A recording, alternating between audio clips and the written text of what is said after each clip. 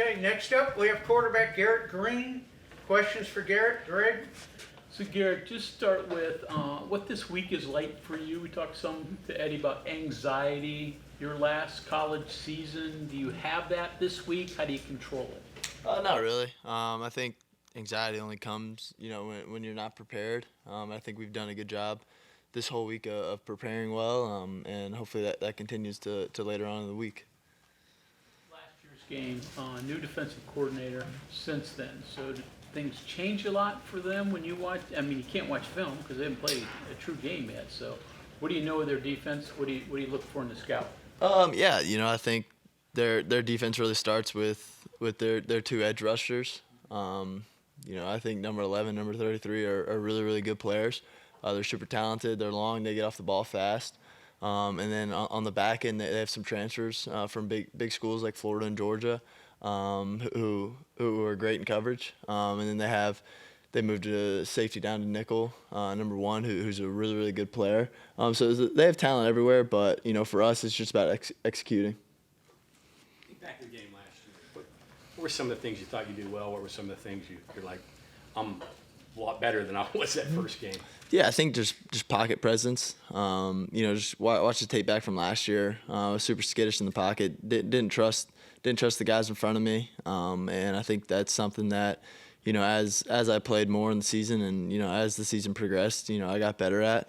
But also, I think we're a better football team than last year. I think the offense kind of got rolling towards the middle of the year, and I don't think we had that opening up last year. Playing in a big atmosphere like this is going to be, what's that like? And as a quarterback, how do you keep your emotions in check when you're playing in front of such a large crowd? Yeah, I think honestly the build-up's probably harder than anything, because once you're out there, it's just like the same game I was playing at Childs High School. So obviously the people are a lot better and a lot bigger and a lot faster, but it's really the build-up that is the most stressful. Having to do all these things because it is a really big game, and people are excited for it.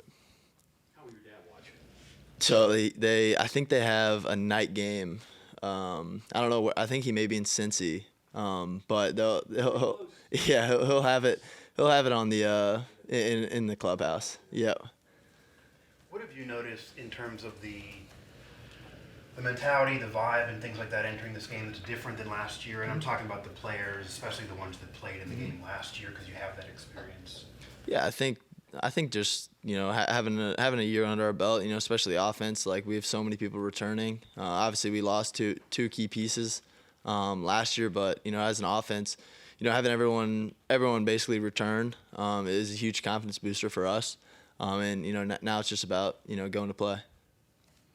What do you guys think you did well against them last year offensively? I think we handled the environment well.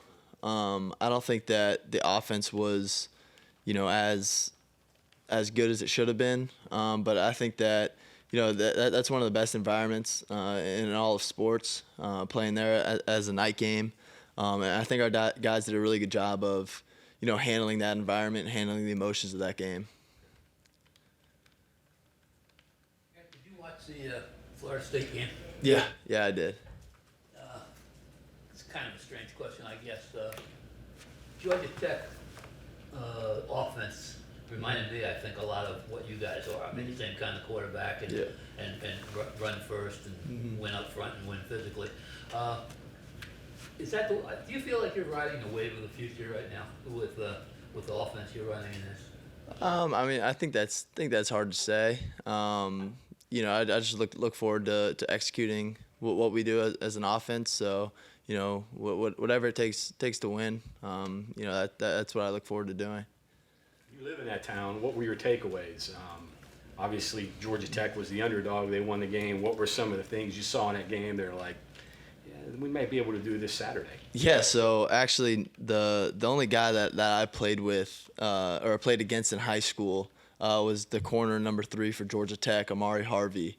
Okay. And he had a pretty good game. So it was cool watching it's cool watching a guy from Tallahassee, make plays against his hometown team. But it was a great game. I enjoyed watching it, especially over in Ireland. I know a lot of my buddies who went to school there. They were over there for it.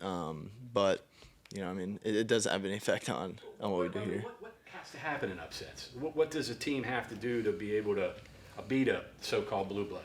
Yeah, I think just overall execution. I know Georgia Tech, they kind of escaped 2 bullets with the missed snap on like the last drive of the game, and then I think the second last drive or the third to last drive they had a fumble with the quarterback and running back mesh point, so they really dodged 2 bullets there. But I think it's just all about executing and doing what you do at a high level.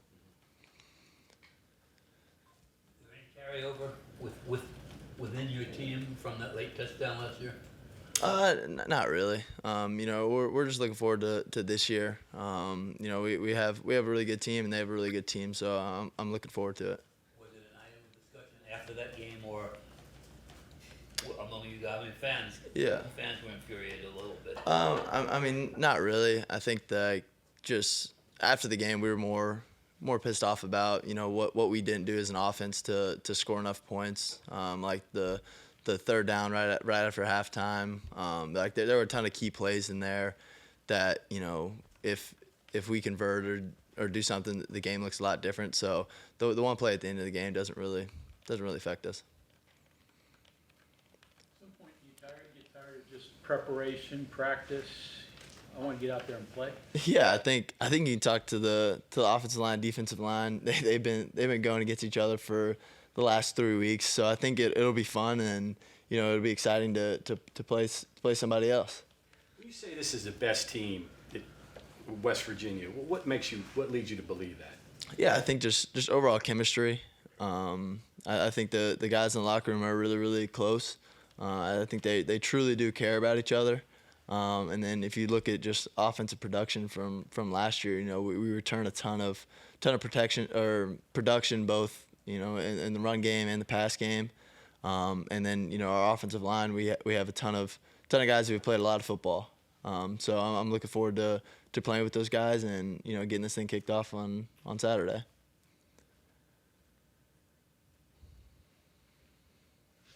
Garrett, I think you've answered a question about their defensive coordinator being new. They have a new offensive coordinator, so new. You've talked about you bring a whole lot back on offense. It doesn't sound like it's going to be the same offense that people saw.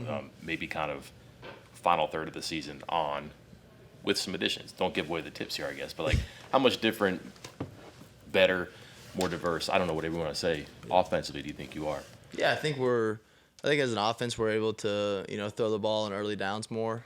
I think Coach Brown has more confidence in, me and the wideouts and, the offensive line protection wise. I think that we have more confidence in that. But we're going to do what we're good at. And that's running the football and, taking shots downfield.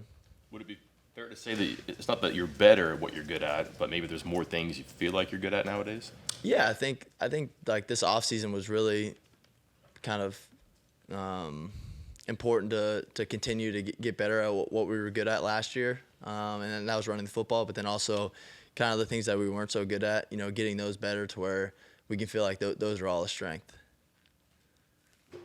Garrett, I'm sure you got tired of being asked about accuracy level, but you've admitted that was the focus. So do you feel like you've improved greatly in that area? Yeah, I think the statistics through fall camp showed that I improved it from this fall camp to last fall camp. So I just look forward to doing it on Saturday. On Saturday, the game's about to begin. You're standing in the tunnel there, waiting to come out onto the field. What kind of things are going through your mind, and what kind of anxiety is there at that moment? I think like you'd be crazy to not have butterflies, going out into that environment. But I think a lot of the calming my anxiety over the last 2 years has gone back to my faith that, no matter what really happens out there, Jesus is still gonna love me, my family's still gonna love me, and that allows me to go play really free and really easy.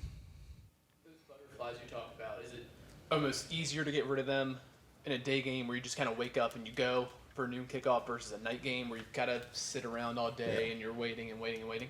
Yeah, it's definitely different. I think, playing up there last year at 7 o'clock, you go through your walkthroughs in the morning, and then you have a big block of time in the middle of the day that you're kind of just watching game day or watching other college football games. So you definitely have more time to think about it. But I think whenever you get to 2-3 hours before the game, no matter if we kicked off at 9 a.m., those feelings and those butterflies are still going to be the same. You a good sleeper the night before?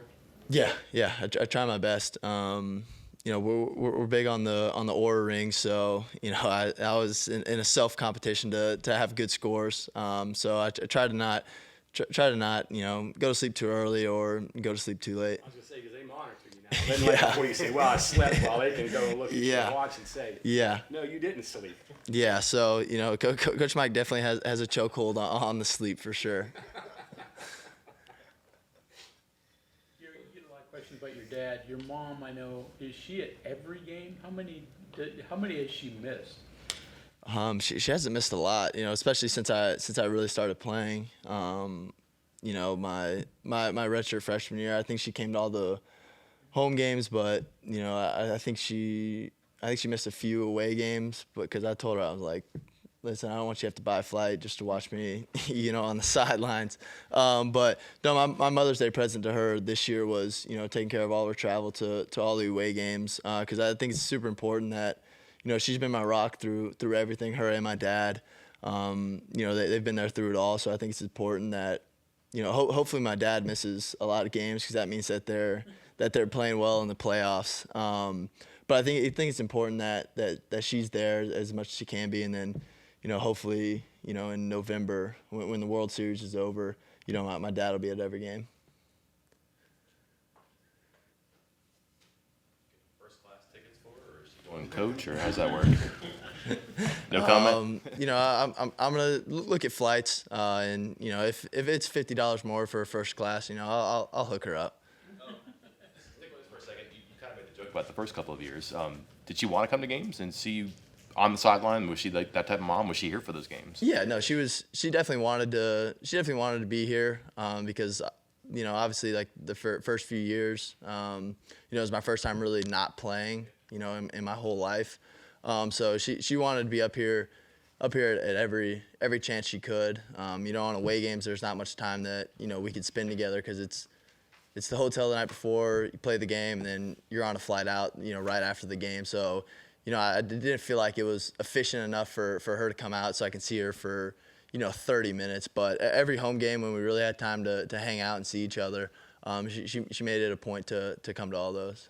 Yeah, this is obviously a home game. First time Penn State's been back here in well over 3 decades. Any quick message to the fans to kind of help you guys out with this one? Yeah, not really. I think the fans are already really excited. I know the blue light will be rocking and rolling before I wake up. So I'm looking forward to being out there, and playing in that environment. Okay, thank you very much. Thank you. Thank you, guys.